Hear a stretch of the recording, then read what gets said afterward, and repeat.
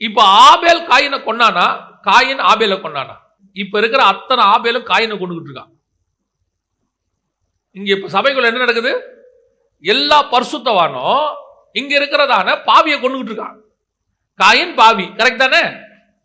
இப்போ அவனை பாவி பாவின்னு கார்னர் பண்றது யாரு?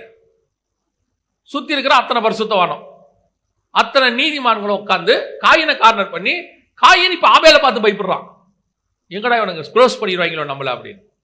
Search is the place of make perfection. இங்க காயின்கள் தான் இருப்பார்கள். ஏன்னா அப்படித்தான் பிறந்திருக்குது. சர்ச்சுக்குள்ள ஏன் ஆண்டவர் எல்லாரையும் கொண்டு வராரு? காயினை ஆபேலாய் மாற்றுவதற்கு.